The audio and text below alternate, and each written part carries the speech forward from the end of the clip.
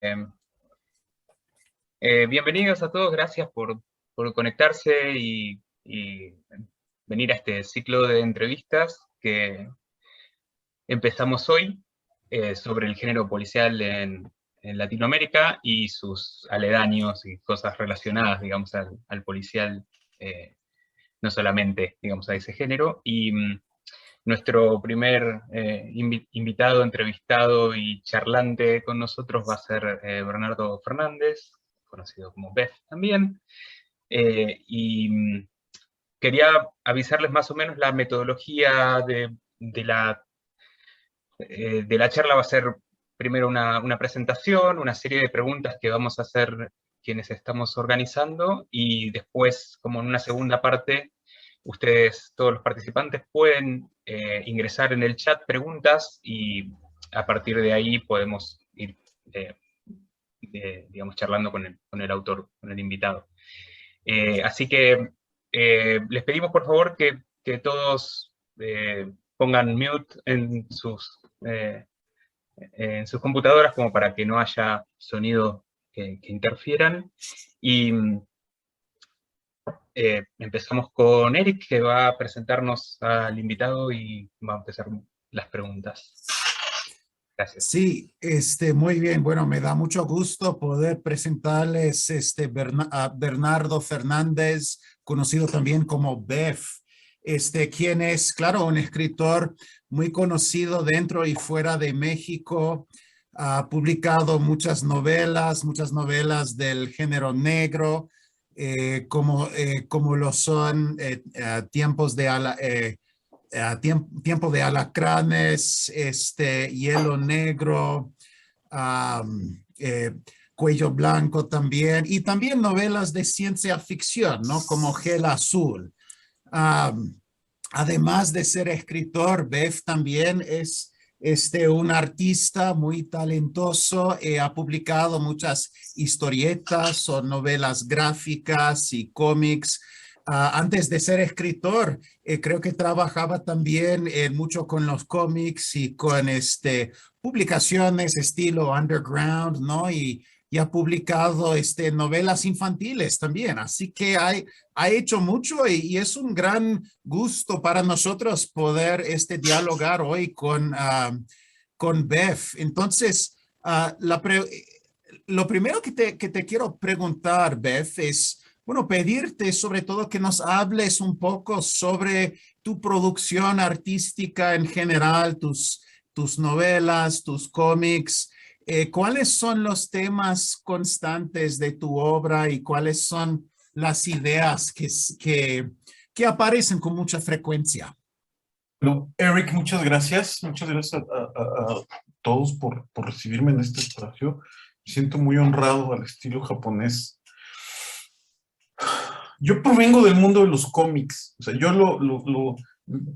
mis dos grandes amores eran los cómics de niño y la ciencia ficción.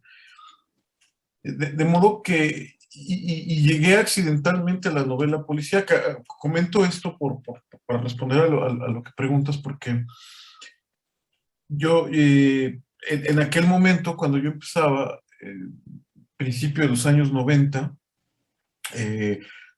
en México era imposible publicar novelas gráficas. Lo que ahora conocemos como novela gráfica no existía en México. Había una historieta popular que dirigida a las clases trabajadoras, que básicamente servía para que la gente viniera leyendo en el transporte público, sobre todo la clase trabajadora, sin gran aspiración. Incluso los propios creadores les avergonzaba dedicarse a hacer ese tipo de historieta populachera,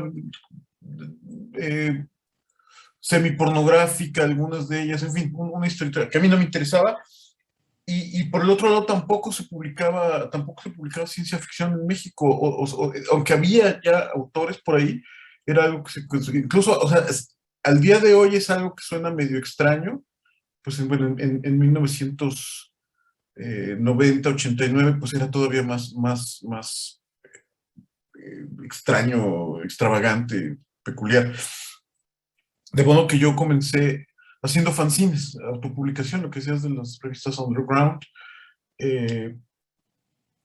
y ahí con dos vertientes, haciendo cómics, ahora lo llamaríamos alternative comics, con una vocación transgresora, muy punk, como era el espíritu de aquellos años.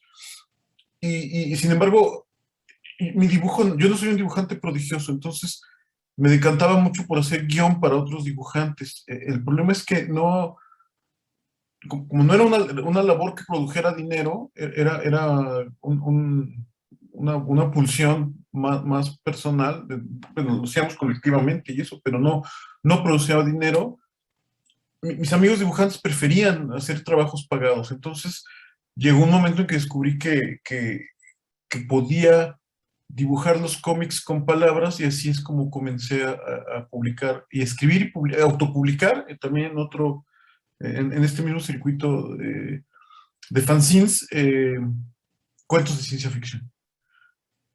En aquel momento ya ser cuentista es algo que parece ser como muy mala idea en términos editoriales. O sea, hay este mito que no acabo yo de entender si lo es o simplemente es una mezquindad editorial, pero se dice que los libros de cuento no venden, o eso dice la sabiduría popular en el mundo editorial. Entonces ya escribir cuentos era mala idea, y escribirlos de ciencia ficción pues era un suicidio editorial.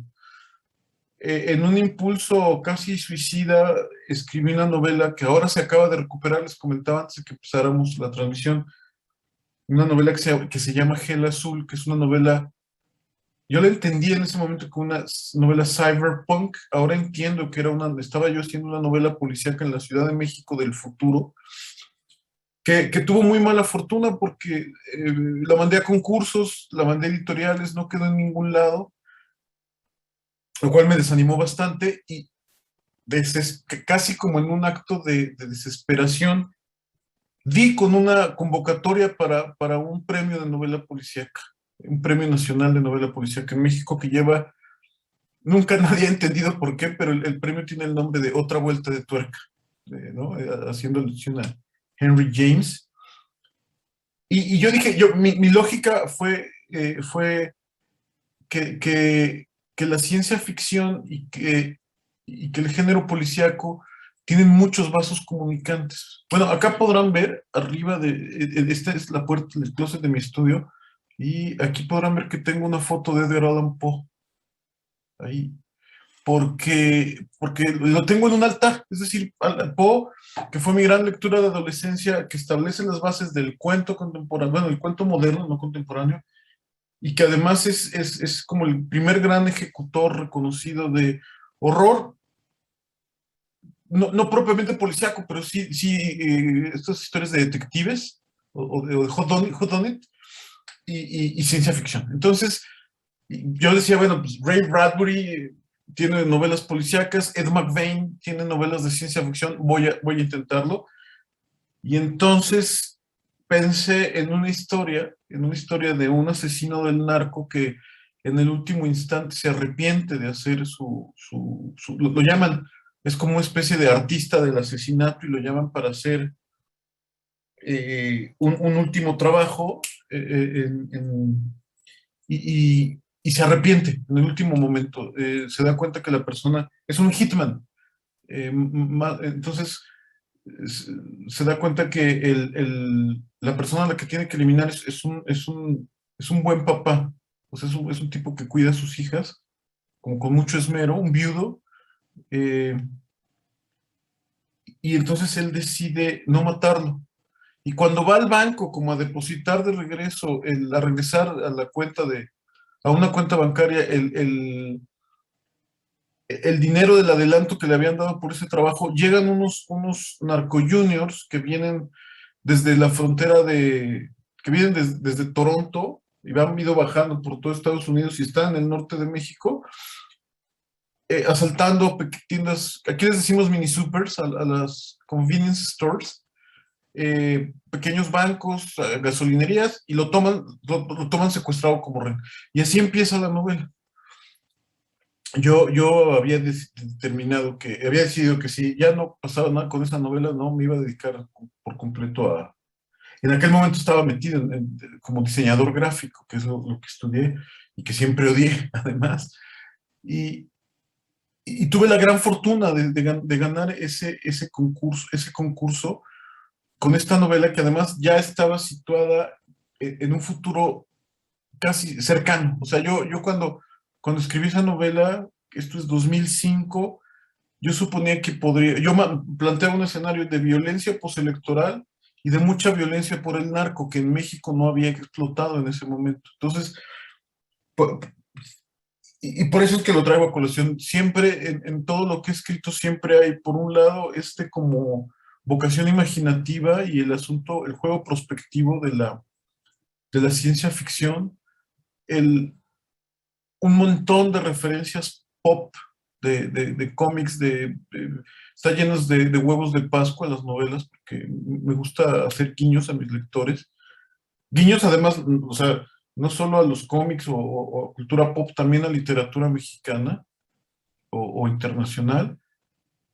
Y, y quizá eso es lo que podría tener como algo que identificar, porque son libros muy distintos entre ellos, pero puede identificar eso claramente, esta tres cosas.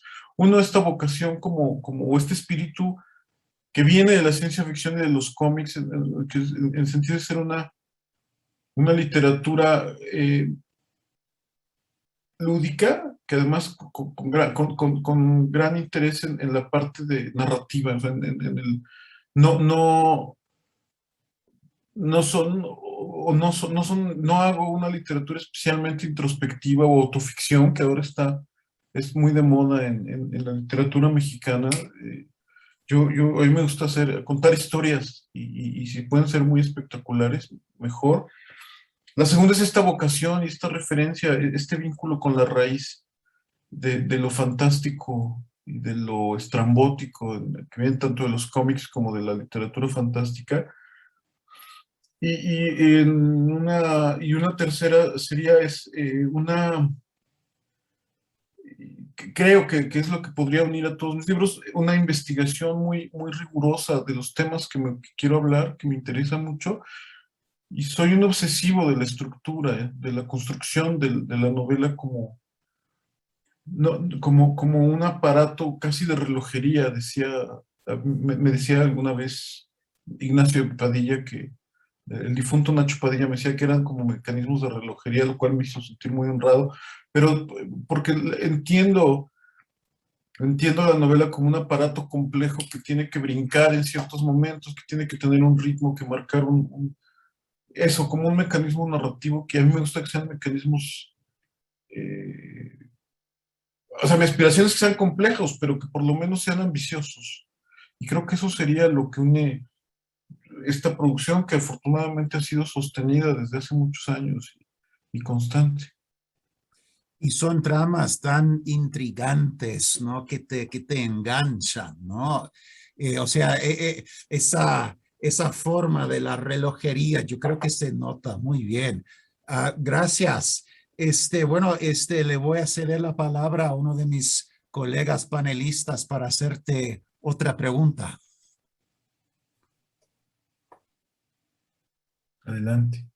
Si Ezequiel o Román quieren empezar. Bueno, no, a ver, yo iba a hacer una pregunta, digamos, que ya en parte la contestaste, porque me gustaba mucho no sé si llamarlo definición, pero bueno, un par de veces vos decías que el policial era algo así como no sé, una mezcla de periodismo con novela de aventuras. Ajá. A mí me gustaba mucho esa idea.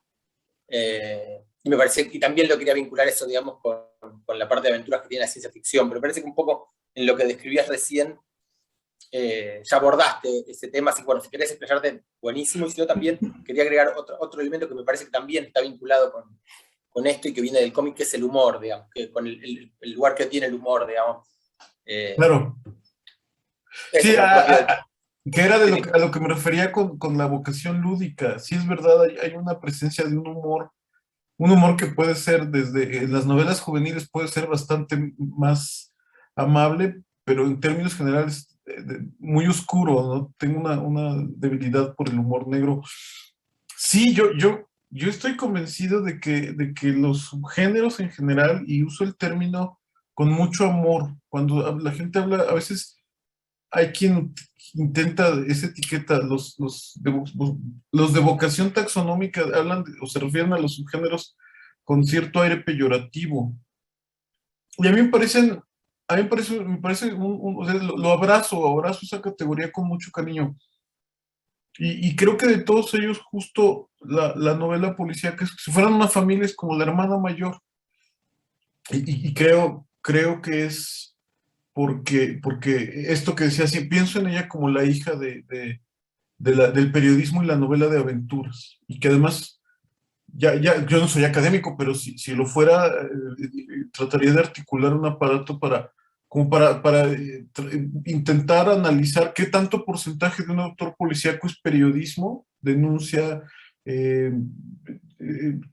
retrato social, y qué tanto es novela de aventuras. Creo que ahí podríamos ir como viendo categorías muy claras, por lo menos en la novela policíaca que a mí me interesa. O sea, me queda muy claro que tienen estas dos vertientes.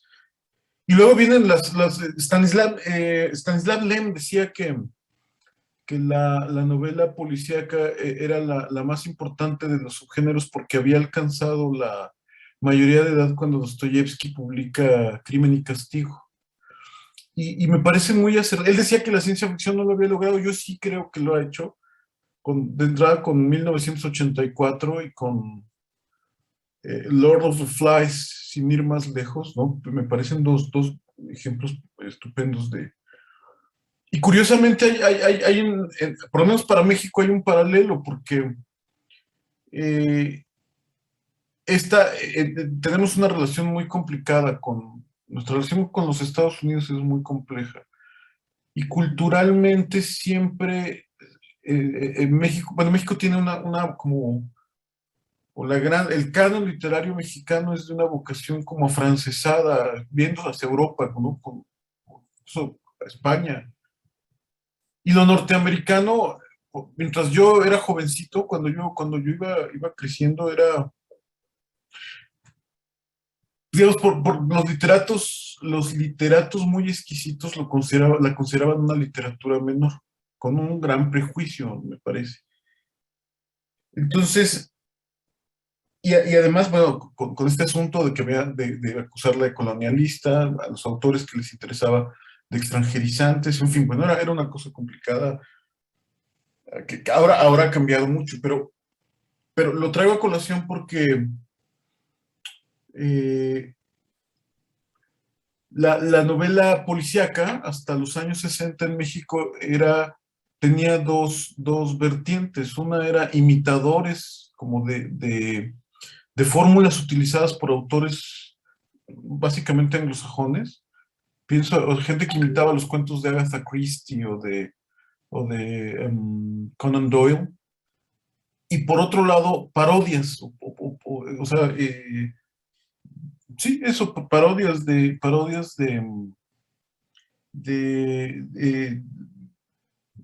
como del discurso, pues, o sea, Chandler, además, por ejemplo, es muy parodiable, ¿no? Entonces, había estas dos cosas, como parodias o imitadores. Y tiene que aparecer una novela que se llama El complot mongol, en finales de los años 60, que es nuestro gran clásico. Yo digo que es el crimen y castigo de la literatura policíaca mexicana, porque opera en dos sentidos. Por uno, es hasta lugar común, dicen, le da carta de nacionalización al género policíaco en México, pero además es una novela muy ambiciosa, con una estructura, escrita con una estructura experimental y con una fuerza y una contundencia con la cual ya no quedó duda que eso era algo que podíamos hacer, que no estábamos imitando a nadie, que no necesitábamos ni parodiar ni imitar a nadie, sino que se podía hablar en términos de novela policíaca desde dentro de México.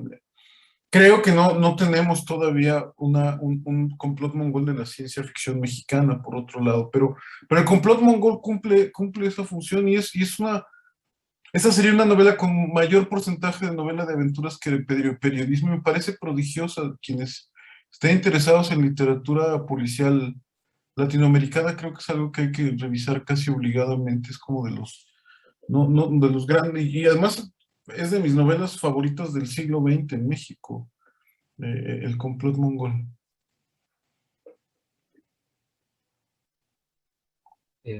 Ezequiel, ¿quieres hacer alguna pregunta? Sí, no, bueno, tengo una lista un poco exagerada de preguntas, así que vamos a tratar de reducirlas. No, pensaba dos cosas, ¿no? Pensaba una de esto de la Carta de Ciudadanía, digamos, ¿no? Que hay un conjunto de escritores que son contemporáneos tuyos, digamos, ¿no? Quiero decir, que trabajan, digo, porque hay algo de lo extravagante del policial, digamos, que me parece que está también en Martín Solares, que está también en Fernández Quinca, por ejemplo, ¿no? Y que tiene que ver también con todos los escritores que trabajan con diferentes géneros, que no son, no sé, digo, uno puede pensar en, no sé, Vales de Plata, en Elmer Mendoza, por ejemplo, ¿no? Tiene una serie de novelas, pero tiene novelas policiales, y no se corre a lo fantástico, ¿no? Uno puede pensar en Taibo antes, Sí. que sí, es evidentemente alguien que es una influencia, me parece palpable, en Esquinca, En toda mi obra. generación. Exactamente, ¿no? Y digo, eso, por un lado preguntaba eso, esa idea de, bueno, ¿qué es lo que diferencia a los que nacieron después del complot mongol? No los que nacieron en 71, 72, 73, ¿no? Por un lado, con respecto anteriores, y lo otro que es un test, pero que me parece que es que por ahí, digo, vos pasás de los cuentos a la novela, a una novela de ciencia ficción como Gel Azul, por la vía del policial, ¿no? Es decir, pareciera ser que hay algo, y esta es mi pregunta, si vos crees que hay algo que permite el desarrollo de trama en el policial que por ahí en la ciencia ficción no. ¿Se entiende? Digo, porque parece que, tal como lo contás, lo primero que no es lo primero que publicás, porque primero se publica Tiempo Alacranes, pero no pregunto si por ahí hay algo en el policial que permite un desarrollo mayor que en otros, que por ahí con la ciencia ficción no estaba, o no lo tenías, o no sé, de eso. A ver, voy por partes. Creo que la gran Sí. diferencia entre yo creo que toda mi generación reconoce a Elmer Mendoza y a Paco Taibo como dos autores fundacionales, si no fundacionales, fundamentales y yo creo que nadie de mi generación estaría haciendo, todos estos que estamos haciendo ahora, género policíaco, no lo haríamos si no hubiéramos leído primero a Paco Taibo, que empezó mucho antes, y después a Elmer Mendoza, y se los reconocemos en vida a ambos, ¿no? Va a ser muy extraño esto que voy a decir, pero yo creo que lo que nos separó, o lo que permitió a mi generación esta movilidad entre géneros y esta flexibilidad y esta curiosidad, y espero no decir una gigantesca estupidez, pero yo creo que fue leer a Stephen King. Y es que Stephen King tiene dos cosas. Uno, pues desde luego, esta reivindicación del subgénero, ¿no? De lo basuril, o sea, el horror en aquel momento es una cosa pues eso, de lo que les hablaba de la historieta popular, una cosa como menor, ¿no? Una literatura basura incluso. Pero por el otro lado, su capacidad para moverse de géneros, para hacer incluso género negro, de algunas cosas de policial, hasta fantasy, ¿no? Esta que me encanta a mí, la de, ¿cómo se llama? Eye of the Dragon, o Eyes of the Dragon, por ejemplo, que es decir, y leerlo, además, era una cosa muy curiosa, porque por lo menos en el circuito editorial mexicano estaba al lado de todos los escritores de bestsellers. O sea, quiero decir, Sí. estaba al lado Acá también. Sí. De Sidney Sheldon, en fin, de Fred Forsyth. Pero de todos ellos era el que trascendió y el que sigue activo y quizá, curiosamente, ya puesto en una perspectiva de 50 años de estar publicando 1 o 2 libros al año, el único con un proyecto de verdad como estructurado. Quizá él mismo incluso no sea consciente de la dimensión y de los alcances de lo que él hacía. Y no sé si se lo adjudicamos nosotros amorosamente o él mismo es un personaje muy controversial, y incluso entiendo que probablemente sea mucho más valorado fuera de los Estados Unidos pero para mí sí me queda muy claro, todos esos autores de los que hablabas, Martín Solares, Bernardo Esquinca, Paco Hagenbeck, por ejemplo, todos coincidimos en esta lectura, como esta fascinación por los libros de Stephen King, y pero creo que más que propiamente su literatura, el espíritu justo, este espíritu como del asombro que permea en toda su obra, que además es muy irregular, ¿no? O sea, eso hay que reconocerlo, es una obra muy irregular, pero yo creo que tiene 2 o 3 grandes novelas. No sé si es el autor de Great American Novels, probablemente no, pero en sus mejores momentos no estuvo muy lejos. Y espero que no me odie por decirlo no sé si sea el lugar incorrecto para decir esto. De ninguna manera, pero ¿cuáles 3? O sea que estás, 2, 3 novelas. Yo creo que The Stand ¿no? It, que ahora tiene muy mala suerte. El problema de él es la relación con lo audiovisual, pero a mí It me parece como esta, o sea, cuenta la historia del espíritu maligno, pero también es la historia de una ciudad asolada por sus propias obsesiones, que creo que es la metáfora que tiene el espíritu maligno que asola a Derry. Y la tercera, ahí yo creo que hay muchas, pero que podrían estar en ese. Yo me quedo con una que ya ya está semi-olvidada a mí, The Dead Zone. Es que es una gran novela y sobre todo una gran reflexión sobre los años 70. Y hoy está, claro, si tienes 50 novelas tendrás mucha suerte de que se sigan leyendo Sí. 5 o 6 después de todo este tiempo, pero sí creo, bueno, y sus novelas cortas, estas tiene 2 libros, Different Seasons y la otra Full Dark, No Stars, creo que se llama me parecen libros brillantes. Justo Full Dark No Stars me parece que es más de vocación más de novela policíaca y criminal que hacia el horror.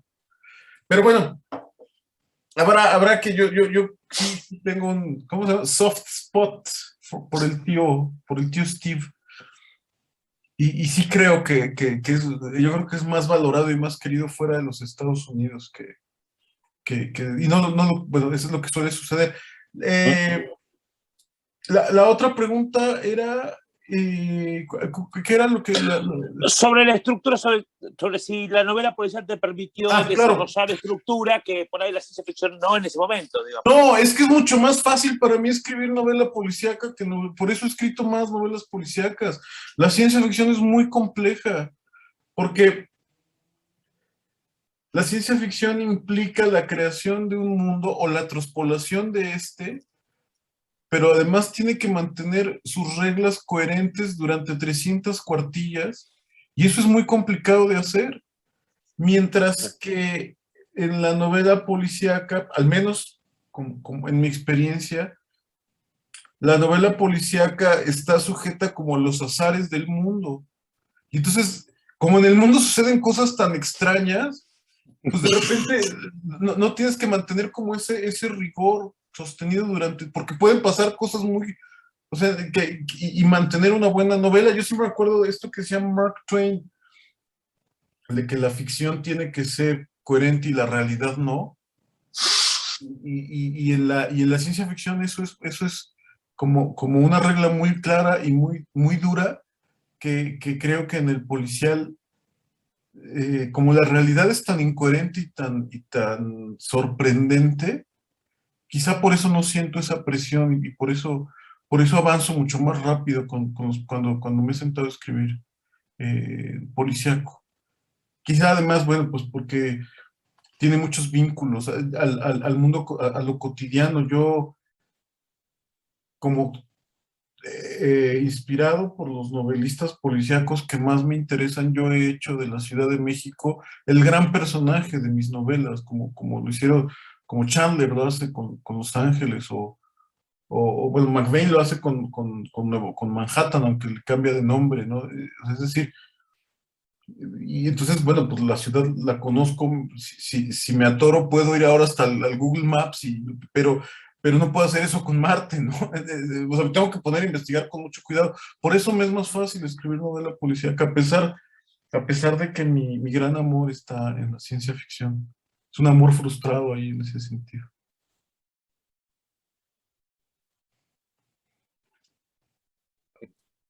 Antes de seguir con alguna pregunta más de la lista larga de Ezequiel, para recordarles a todos que pueden participar en el chat poniendo preguntas si quieren, ¿sí? Está abierto. Hago solo una pregunta porque justo viene a colación con lo que estaban diciendo recién, y después, si querés, Ezequiel, puedes continuar. Con respecto justamente a esa idea de salir, digamos, o de la copia o de la parodia, ¿no? ¿Qué reconoces vos que habría como de nuevo, tanto en tu propuesta de policial o en las propuestas en general de la literatura latinoamericana cuando se trata de contar crímenes, ¿no? Es decir, si se apela directamente a a las estructuras que ya conocemos, como decías hace un rato, ¿no? Que miramos siempre a Europa, entonces copiamos los modelos europeos o los modelos norteamericanos en general. ¿Te parece que hay como alguna tradición propiamente latinoamericana o mexicana o de tu lugar, o de tu barrio, no sé, digamos, relacionada con la representación del policial que o se sale de eso o aporta algo distinto, nuevo? Oh, qué difícil pregunta. Mira, creo que si algo tuvo mi generación, porque tengo muy identificada que es una generación numerosa y además yo me atrevo a pensar que vigorosa, los que estamos haciendo policíaco activo en México hoy. El gran problema del policíaco es que viaja muy mal de país a país, es muy difícil leer novela policíaca colombiana, argentina o mexicana cuando estás es decir, cuando cambia, porque es extremadamente local, justo es como el periodismo, pero los que nos gusta, pues ya le entras y le investigas y eso, pero viaja mal para el lector común, eso es, yo, ¿qué? A ver, cosas que creo que haya, o novedades que hayamos, o cosas que hayamos aportado desde lo local, me parece que hay algo que está presente en casi todos los autores de novela policíaca, de mis colegas contemporáneos, el sentido del humor del que hablábamos hace un instante en la novela policíaca mexicana. Un espíritu justo, bueno, mucho de desconfianza a la autoridad, pero que ese está presente desde la generación anterior. También creo que ha funcionado o ha intentado funcionar y ahí se confunde con otras manifestaciones parecidas. Lo hemos intentado utilizar para explicarnos este momento tan extraño que está atravesando México, cruzado por la narcoviolencia y por digamos, el cinismo de la vinculación entre autoridad y crimen organizado. Hay quien hacía el chiste de que en México lo único organizado es el crimen organizado. Pero creo que sé que es un chiste que se puede hacer en Argentina y en Colombia y en Perú, y eso es Entonces, ahí, por ejemplo, siento que se ha confundido con otras dos manifestaciones parecidas, con la llamada narconovela, que yo sería muy cauteloso porque no todas las narconovelas son novelas policíacas, ni al revés, ¿no? O sea, aquí en México eso lo tengo, y a veces ha habido quien las ha puesto en el mismo cajón, y la otra es como la que han llamado literatura de la violencia. Y me parece que si bien tienen muchas similitudes y también establecen diálogos interesantes, creo que son tres cosas diferentes. Quizá y no creo ser yo la persona indicada como para elaborar alrededor de ello, pero digamos, como metida en ese conjunto, la novela policíaca también ha intentado explicarse qué está sucediendo en este país, que hasta hace pocos años no sufría una violencia sistémica y sostenida y sobre todo sanguinaria y despiadada como la que estalló en 2006 a raíz de la declaración de la guerra del narco del presidente Calderón. Pues, es el sentido, y quizá la apropiación de los referentes pop, o sea, la integración de referentes de televisión o cine o incluso cómics, y hay quien hasta videojuegos, que era hasta considerado anatema para la literatura mexicana, siempre estaba colocada como en un pedestal, en una torre de marfil muy lejana de lo mundano en términos generales, y aunque ya había autores de generaciones anteriores que habían depuesto estos prejuicios, creo que ahora es muy notable en mi generación de narradores. Hablaban de Skinka, por ejemplo, Hagenbeck, donde me parece que es muy claro estas tres cosas. Algo que quisiera destacar es que pese al intento de explicarnos qué está sucediendo en el país, justo quizá la novela policíaca sea donde lo hacemos de manera más velada y donde nos hemos alejado, porque justamente narconovela y literatura de la violencia en México creo que son mucho más periodísticas o vinculadas a la crónica que la novela policíaca propiamente. Pero bueno, espero haber respondido de una manera medianamente articulada, porque es una pregunta muy complicada y muy interesante esa.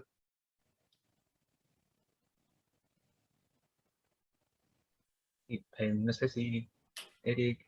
Eric. Sí, ya que estamos hablando un poco del crimen organizado y de la política, de la temática política de la novela negra mexicana,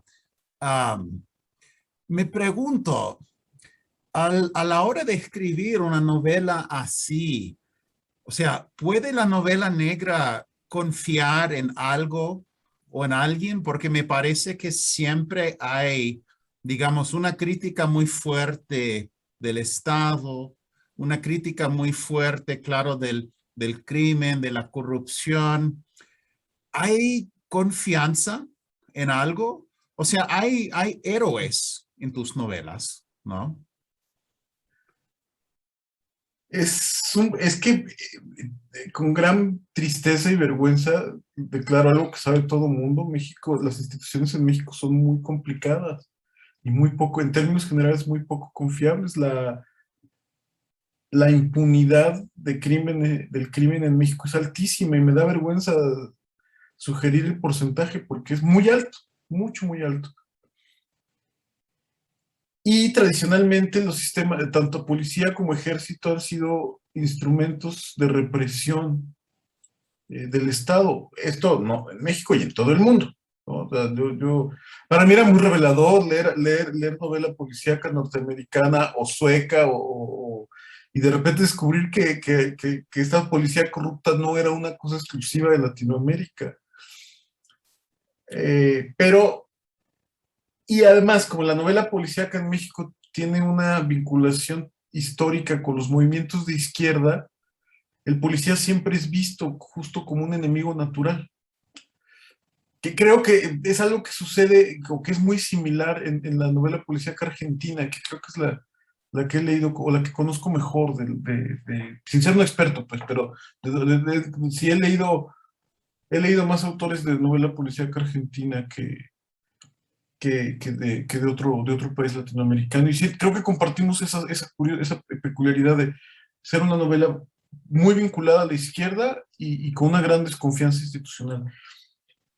Yo cuando empecé, después de que había escrito Tiempo de Alacranes y quise continuar la serie, me propuse hacer un procedural. O sea, yo quería documentar cómo trabaja la policía, bien o mal, pero cómo trabaja la policía en mi país, en mi ciudad concretamente. Y entonces, como una consecuencia de ello, mis novelas aparecen policías, pero no aparecen ni como héroes ni como los monstruos que suelen aparecer o como se les suele retratar en otras novelas policíacas mexicanas. Yo descubrí que eso fue una revelación para mí, que no existe justo, que no existen los monstruos, ni del lado del crimen, ni del lado, hay uno o dos, pero en realidad como lo percibo es gente metida en situaciones extremas que reacciona de maneras extremas. Entonces no diría que tengo héroes, lo que intenté hacer fue humanizar a los personajes y no hacer caricaturas, en el peor sentido de la palabra caricatura, ni de infractores, ni de policías. Y esto para mí implicó hacer una investigación muy, muy rigurosa de cómo procede la policía en México, y que queda reflejado, justo creo, en mis novelas, quizás sobre todo en la última, en Esta bestia que habitamos, esta gran frustración, incluso desde la propia policía, con un aparato jurídico, con un aparato judicial extremadamente torpe, anquilosado, corrupto. Yo tuve la suerte de conocer a un policía, casi me atrevería a decir, a lo que puedo hablar de un policía limpio, que ha sido mi informante. Y pienso que es un policía limpio porque no es un tipo rico. O sea, te das cuenta que ya no está en la policía, pero no hizo fortuna en la policía, ni era ostentoso. Digo, a lo mejor es muy discreto, pero él fue mi informante y era un tipo muy honesto que me hablaba pues de cómo funciona hacia adentro. Y era la policía es un organismo fascinante, complejo, extraño, vinculado íntimamente con el crimen, se confunden. Él incluso a veces me decía que eran dos caras de la misma moneda, porque además lo eran a nivel global. Entonces era más que héroes, y regresando a la pregunta, yo lo que buscaba era humanizar a los personajes y no hacer estas caricaturas maniqueas de policías, de infractores.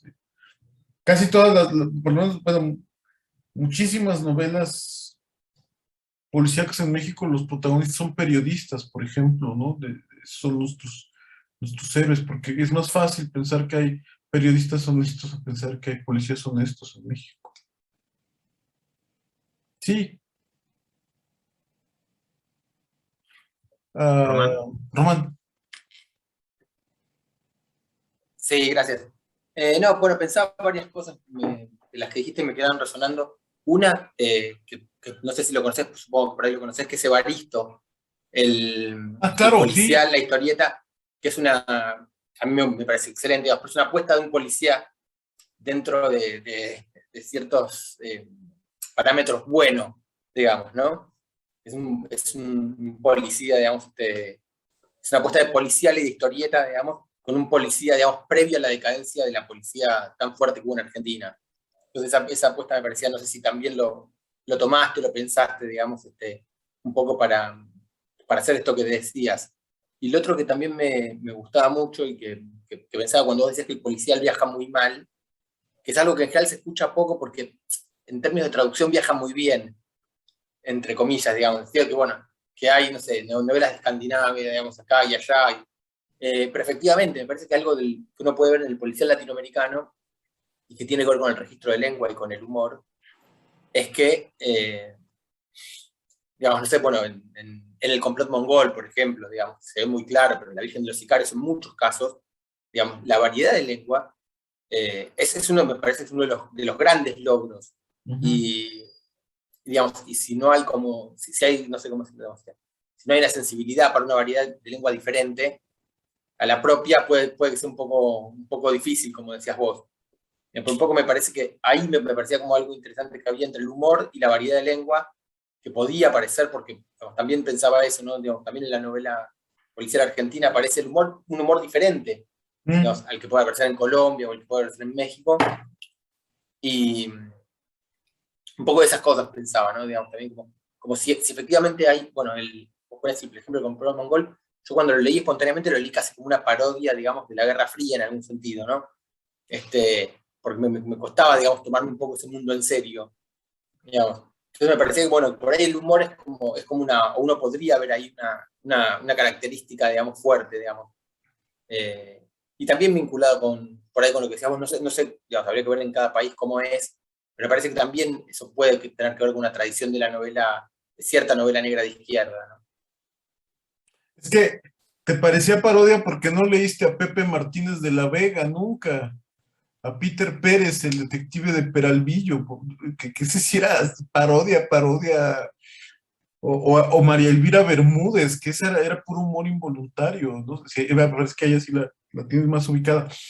Sí, conozco a Evaristo, y lo leí, bueno, es cosa curiosa porque como no era fácil de conseguir en México, yo tenía una edición en inglés de los Estados Unidos de Catalan, era la editorial, o Catalán, que estuvieron publicando cómic europeo y latinoamericano en los años 80, muy vinculados a la revista Heavy Metal, y ahí leí Evaristo y me parecía fascinante. Ahora que a veces me da curiosidad porque me gustaría haberlo leído, ahora me gustaría leerlo en español, si es que está compilado. Era un libro, eran 4 o 5 historias cortas que recuerdo especialmente una de un criminal de guerra nazi escondido en Buenos Aires, por ejemplo. Pero no fue o sea, o no lo tenía conscientemente ubicado a la hora de escribir, pero sí creo, digamos, como en un carril paralelo a esto, que el cómic policial, en términos generales, es poco y no necesariamente muy bueno en los norteamericanos. Bueno, estaba Sin City, pero que me parece casi como una cosa más como justo como tan vinculada a los cómics, que es un policía como muy estrambótico. Pero siempre he pensado que el mejor cómic policial que yo he leído, o el mejor noir, es Alex Sinner, de Muñoz y Sampaio. Eso me parece una obra maestra. Y ese hasta, no, lo tengo por aquí, sí, lo tengo aquí en el estudio, porque me parece magistral, me parece, de verdad, el mejor cómic de policíaco que se ha hecho nunca en el mundo para mí. Alex Sinner, que curiosamente son dos argentinos sobre un policía, ex policía detective en Nueva York, que cuenta la leyenda que además cuando hicieron las primeras historietas nunca habían pisado Nueva York. Y sobre esto sí, yo creo que hay un sentido del humor y quizá una concepción del mundo que al final nos une como latinoamericanos. Eh, eh, Pienso ahí, no he sido, me gustaría haber leído muchos más latinoamericanos de los que he hecho, pero bueno, o sea, he leído nunca me ha decepcionado una novela policíaca latinoamericana en términos generales. Algunas mexicanas no me han gustado, quizá por la cercanía, pero creo que he tenido la suerte como de entrarle a los pocos latinoamericanos que he leído haciendo policíaco. Incluso me gusta más que los españoles, que me parece más potente en este momento la literatura policial latinoamericana que la española. Y quiero decir, ahí estoy hablando pienso desde Juan Sasturain o Rodolfo Santullo de Uruguay, eh, está Quique Ferrari, que me parece muy potente, Liliana Scliare. Los argentinos tienen un montón de autores con los que, y si es verdad, no sé, quizá exagero al decir que no viaja, no viaja bien. Quiero acordarme, leí hace poco Nicolás Ferraro puede que sea, si no, eso que me pareció muy potente. En fin, pues yo creo que tienes razón, que quizás es una exageración decir que no viaja del todo bien. Necesito que me den 2 minutos porque estoy solo, están tocando la puerta. Denme un segundo y regreso, perdón. Sí, claro, adelante. Estoy esperando un paquete, no tardo nada. Claro. Bueno, aprovechamos para recordarle a los demás si quieren hacer preguntas atrás del chat o si quieren abren el micrófono y también pueden hablar. Tenemos todavía unos 10, 15 minutos más.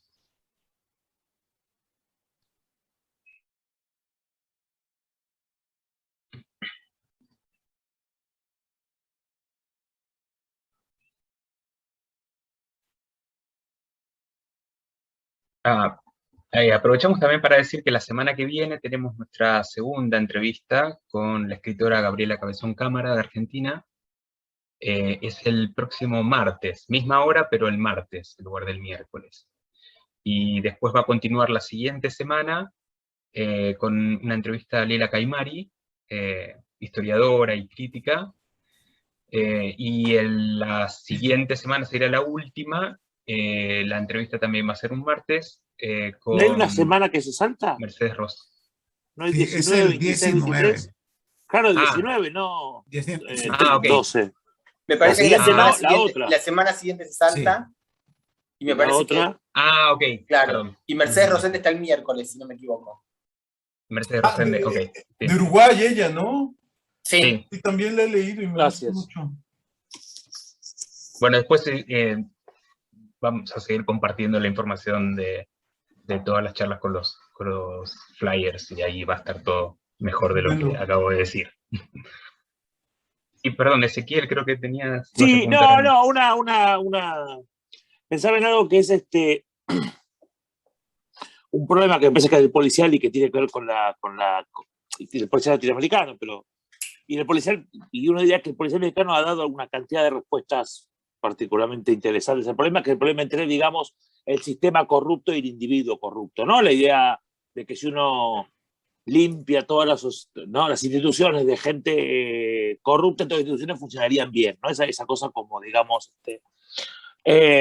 reformista, ¿no? Del género frente a no parecimos el problema de institución y no la gente. Yo pensaba que en esto que vos comentabas, la idea de pensar la policía, pero sobre todo, me parece que, digo, para volver a los orígenes, ¿no? Me parece que en la idea de seguir a Humacorp en la novela de ciencia ficción en vez de seguir a los héroes, la idea de seguir la trayectoria de un narco, ¿no? Digo, la serie de Tiempo Alacranes, parece de alguna manera, parece una especie de wire pop, ¿no? Como, bueno, vamos a seguir en diferentes instancias como el narco, ¿no? Como si el problema fuera cómo se mueve la plata del narco, y no, efectivamente, ¿no? Como si el problema fuera una especie de espiral en la que va creciendo y corrompiendo todo el mundo, como si el problema fuera esa lógica, y no la lógica de la corruptela chiquita, para decirlo de alguna manera, ¿no?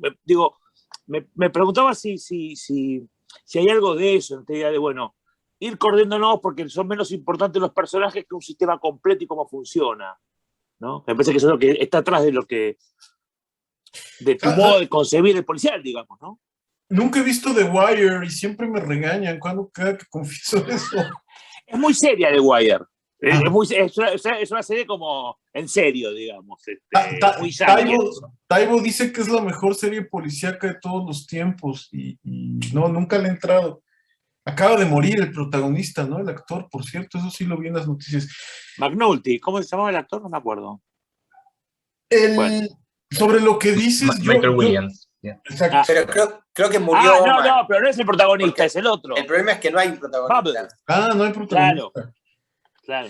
Yo, respecto a lo que dices, a mí, yo sí me planteo, después de con la segunda novela, con Hielo Negro, bueno, que en realidad yo la veo como la primera novela y que Tiempo de Alacranes es una precuela de toda la serie. En Hielo Negro, y a partir de ella, yo lo que me planteé es que el crimen funciona como una gigantesca corporación internacional. Y entonces que ello implica una gran complejidad en muchos sentidos logísticos, administrativos, bueno, desde luego económicos, pero más allá de como solo del crimen. Yo tengo esta intuición de que los narcos estos que aparecen en las noticias con sombreros y botas y sus pick-ups y escuchando narcocorridos, son al negocio del crimen internacional lo que los cafetaleros que salen en los pósters de Starbucks, ¿no? O sea, que son el folclore y la decoración, pero que el negocio realmente es un negocio corporativo que está en oficinas en Manhattan y en Shanghái y en Dubái o en Barcelona o así, ¿no? Entonces, esa era quizá más, esa era un poco eso era lo que me interesaba como contar en los libros, pero además por eso he querido marcar distancia respecto a la narconovela. Es decir, por supuesto hablan de narcos porque es el crimen más importante en México, pero la única novela donde el crimen propiamente es narcotráfico, bueno, las primeras dos novelas hablan de narcotraficantes, pero ya la tercera ya habla sobre lavado de dinero y recolocación de capitales. Ahora que salieron los Pandora Papers, ahora que andamos con eso de los paraísos fiscales, y ya habían salido los Panama Papers. Entonces, esa novela ya no era directamente sobre narco, era sobre lavado de dinero. Y la siguiente, que es Azul Cobalto, es sobre tráfico de piezas de arte. Entonces, yo lo que quería era como mover un poco el foco del narco hacia otras formas de crimen para entender al crimen como una estructura internacional compleja, como una megacorporación, como creo que es, y como sospecho que es. ¿Qué es, digamos, por lo que justo me desmarco, me desvinculo de la narconovela, que creo que es una cosa muy diferente y que además yo no podría hacer por no vivir en una zona de narcos o de una zona, digamos, asolada por el narco desde hace muchos años. La Ciudad de México es una especie ahí como de isla, en la que, por supuesto, cruzada por el narco, pero donde no tiene la visibilidad de otras regiones. De modo que sí,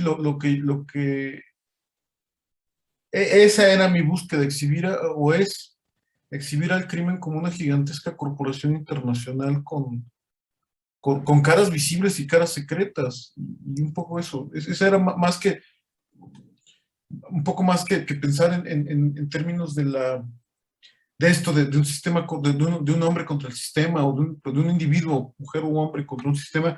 Lo pensaba más así. O sea, sí, claro, enfrentados a este sistema, pero que es un sistema que rebasa a la propia policía, incluso al propio crimen. Podrías, claro, con novela es más folclórica en eso, es más, piensa más en una escala más chica. Lo pienso que es un poco más como una crónica muy de lo inmediato y de lo local, la narconovela, ¿no?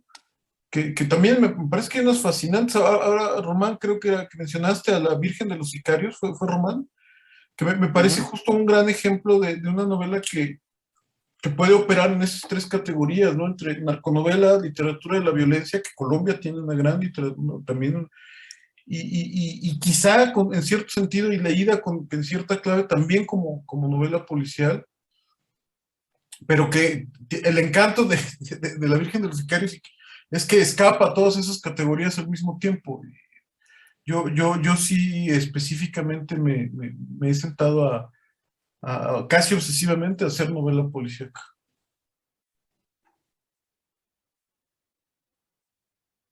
No sé si hay alguna pregunta, no sé. Tenemos muy poquito tiempo, que no te queremos robar mucho más tiempo, Bernardo, pero solamente para mencionarte algo, si querés hablar un poquito más sobre ciencia ficción también. En relación con esta cuestión de las adaptaciones de los géneros y lo local y lo global, etc., ¿cómo pensás vos el tema del futuro, digamos? ¿No? Si es como uno de los grandes temas que aparece en la ciencia ficción, relacionado ya sea con visiones utópicas o con distopías. ¿Qué pasa con la ciencia ficción vista desde la periferia y no desde los centros donde la tecnificación está como explotando por todos lados, sino con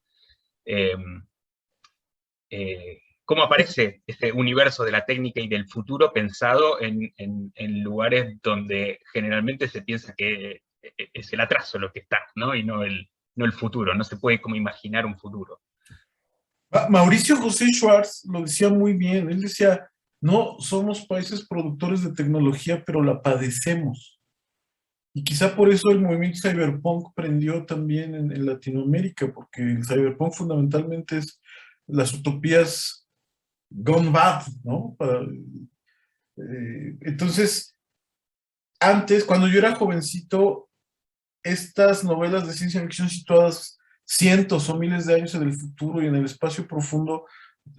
Cuando yo era niño era lo que dominaba, pero siendo ya adolescente, jovencito, llegó el cyberpunk y acabó con la posibilidad de proyectar una historia 6.000 años en el futuro, o 1.000 o 200. Las historias sucedían 15 minutos en el futuro. El tema es que ahora estas visiones del cyberpunk han terminado por alcanzarnos y ahora la literatura cyberpunk es una literatura que sucede 15 minutos en el pasado. Se ha vuelto muy complicado proyectar hacia el futuro. Y por eso es que es tan difícil escribir hoy en día ciencia ficción. Yo creo que Latinoamérica es un espacio maravilloso para hablar justo como de la gran ironía de que entre más tecnificados, más infelices son los países pobres o en vías de desarrollo, porque también tienen una tecnificación, aunque no, insisto mucho en eso, no la producimos, pero sí.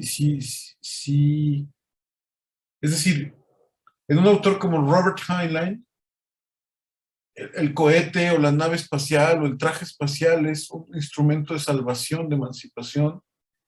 En un autor latinoamericano como Porcayo, por ejemplo, bueno, de alguna manera Samantha Schweblin en los Kentuckys, el aparato es un aparato de explotación, de destrucción, sobre todo eso, como de explotación o de hasta represor. Y creo que eso es lo que pudiera ser interesante de la ciencia ficción escrita en la periferia. Y pienso mucho en el afrofuturismo, que ahora está como cobrando gran vigencia. Me interesa mucho, por ejemplo, la ciencia ficción que se ha escrito en la India, que tiene una tradición de casi 200 años, de autores que han escrito, muy influenciados por los ingleses, han escrito ciencia ficción desde hace muchos años que prácticamente no se conoce fuera de la India. Los autores que ahí se confunden un poco más entre ciencia ficción y literatura fantástica de Europa del Este o de Europa Central que me causan una fascinación casi morbosa, ahí hablando de justo Stanislav Lem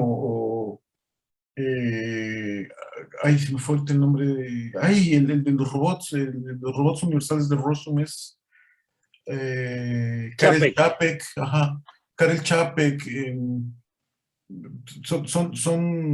y bueno, los hermanos Strugatsky, por ejemplo, ya es la ex Unión Soviética, me interesan mucho las visiones de esta ciencia ficción, de esta ciencia ficción, como justo lo dijiste perfectamente, desde la periferia, desde estos países donde nos tocó la peor repartición posible en términos como de geopolíticos.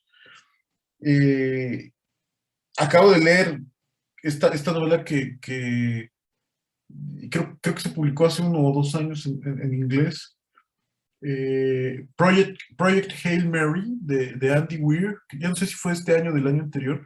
Andy Weir, que escribió The Martian, que le hicieron película, y que es el heredero directo de Isaac Asimov, ¿no? Bueno, que allá se llama Isaac Asimov, ¿no? Él justo el protagonista es un científico, un tipo que a través de la razón, del pensamiento racional y de la tecnología literalmente salva a la raza humana. En Project Hail Mary, en The Martian se salva a sí mismo.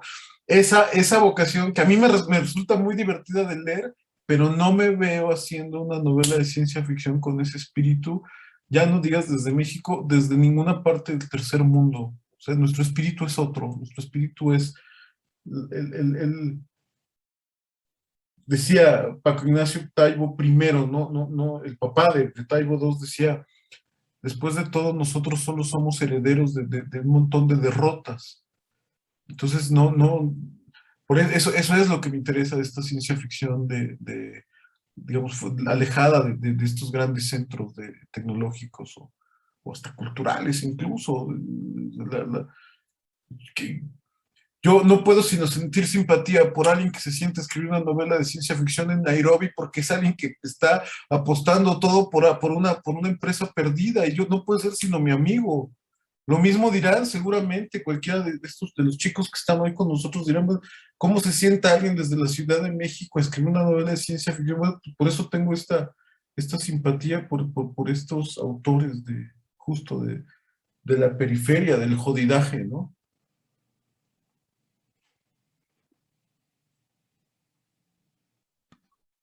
Bueno, no sé si alguien más tiene alguna pregunta.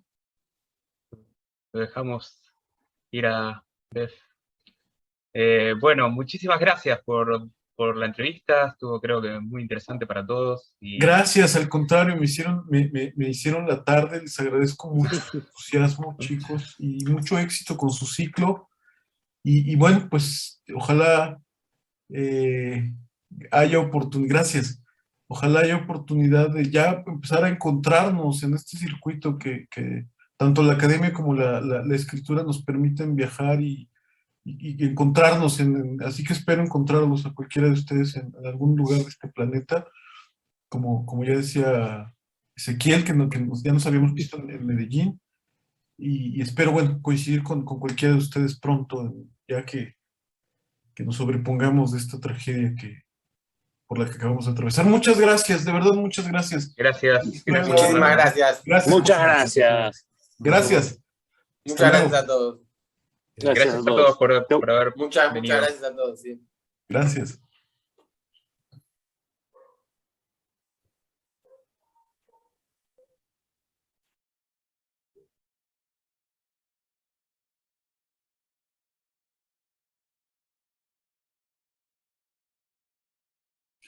Bueno, amigos, muchas gracias. Bueno, gracias, Eric, por todo. Gracias, Eric. Bueno, Román entonces, y Ezequiel. La otra es, no la que viene. Ah, ok, sí, No, ya me es había el confundido. 19, Sí. sí. Perfecto. El 19. Dentro de Muy bien. 13 días, sí, sí. Un éxito, Bien, ¿eh? Un perfecto. éxito, 13 días. éxito cerrado. Sí, sí, sí. No, quedó genial. Sí, sí. Bueno, Chao. Estuvo bien. nos vemos. Chao, amigos. Nos vemos. Abrazos para todos. Adiós. Muchas gracias. Muy buena semana para todos. Gracias Buenas a noches. todos. Adiós. Chao. Chao.